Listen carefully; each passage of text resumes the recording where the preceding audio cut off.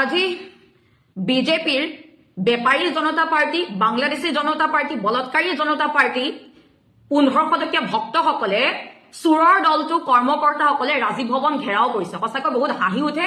এতিয়া BJP কৰ্মকৰ্তাসকল international জোকাৰলৈ পৰিণত হৈছে। বিজেপি কৰ্মকৰ্তাসকলে ৰাজীৱ ভৱন ঘেৰাও কৰাতকৈ বাজপেয়ী ভৱন কিয় ঘেৰাও নকৰে?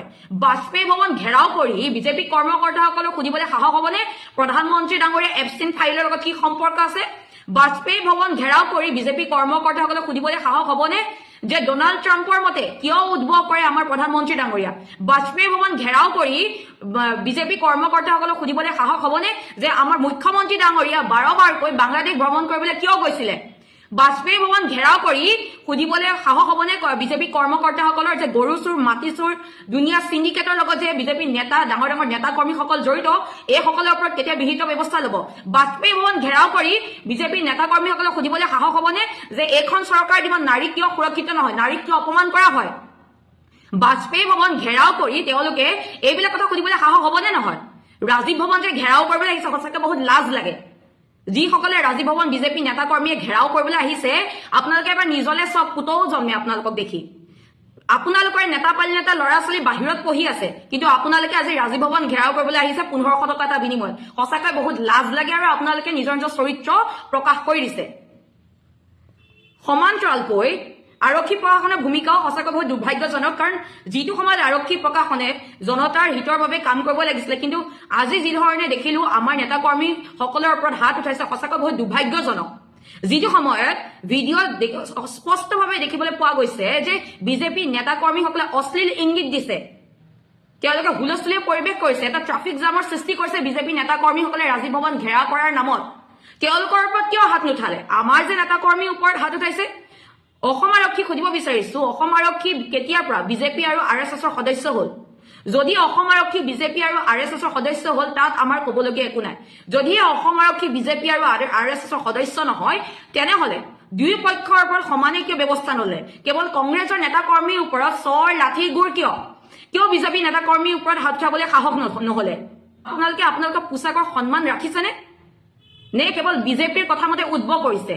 যদি বিজেপিৰ কথা মতে উদ্ভৱ কৰিছে, যদি বিজেপি আৰু RSSৰ দলৰ সদস্য, তাত আমাৰ ক'বলগীয়া একো নাই। সঁচাকৈ দুখ লাগে আপোনালোকৰ এই অৱস্থা দেখি।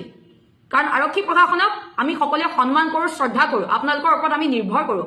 যেতিয়া আপোনালোকে একপক্ষভাৱে এনেদৰে যদি স্থিতি লয়, সঁচাকৈ দুৰ্ভাগ্যজনক। আৰু আপোনালোকৰ পোচাকত যিশাৰী বাক্য লিখা আছে জনহিত আৰু জনতাৰ সেৱাৰ্থে, এয়া বাস্তৱ ক্ষেত্ৰত অচল হৈ পৰিছে। প্ৰধানমন্ত্ৰী ডাঙৰীয়া সঁচাকৈ এজন কম্প্ৰমাইজ কৰা প্ৰধানমন্ত্ৰী হয় ভাৰতবৰ্ষত। আমি এনেকুৱা এজন প্ৰথম প্ৰধানমন্ত্ৰী দেখিলো যিয়ে সকলো কথাতে কম্প্ৰমাইজ কৰে। ডোনাল্ড ট্ৰাম্পে যদি কয় চিজফায়াৰ কৰিব লাগে, চিজফায়াৰ কৰে। ডোনাল্ড ট্ৰাম্পে যদি কয় আমেৰিকা ৰুছৰ পৰা তেল কিনিব নালাগে, তেল নিকিনে। কেৱল ডোনাল্ড ট্ৰাম্পৰ মতে উদ্ভৱ কৰে। আমাৰ যিবিলাক ডেটা আছিলে, আমাৰ দেশৰ যিবিলাক ডেটা আছিলে, তথ্য আছিলে, সেই তথ্যসমূহো আমেৰিকাক গতাই দিছে।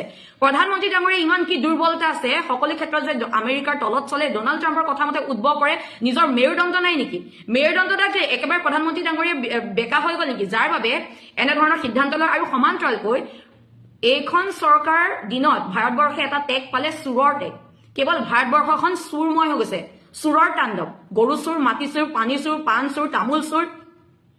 চুৰৰ পৰা চুৰৰ টেগ লোৱাৰ পৰা ভাৰতবৰ্ষই এইখন চৰকাৰ নাই একো সন্মান নাপালে। সমান্তৰালকৈ যি চীনৰ ৰবট চুৰ কৰিলে, সঁচাকৈ বহুত দুৰ্ভাগ্যজনক। চীনৰ ৰবট চুৰ কৰি পেলাই এতিয়া ৰবট চুৰত নামিলে। চীনৰ ৰবট চুৰ কৰি পেলাই যি গলগতিয়াজ বিশ্ববিদ্যালয় আছে, সেই বিশ্ববিদ্যালয় AI ছাবমিটত চীনৰ পৰা ৰবট চুৰ কৰি আনি পেলাই তেওঁলোকে বনাইছে বুলি তেওঁলোকে প্ৰদৰ্শন কৰিছিলে, 2 লাখ টকাত ক্ৰয় কৰিছিলে। সঁচাকৈ বহুত দুৰ্ভাগ্যজনক কথা। আৰে ভাৰত অৱশ্যে আচৰিত হ'বলগীয়া কথা নাই, ভাৰতৰ প্ৰধানমন্ত্ৰী ডাঙৰীয়া ভুৱা ডিগ্ৰীধাৰী দেখোন। তো এইখন চৰকাৰ চুৰৰ চৰকাৰ, তাৰ বাহিৰে অন্য একো নাই। এতিয়া ভূত চুৰ, মাটি চুৰ, পানী চুৰ, কয়লা চুৰ, এইবিলাক চব চুৰৰ পিছত এতিয়া ৰবট চুৰ কৰিছে। ইয়াতকৈ আৰু কি লাজৰ কথা হ'ব পাৰে? গোটেই ভাৰতবৰ্ষখন চুৰময় কৰি পেলাইছে, তাৰ বাহিৰে অন্য একো নাই।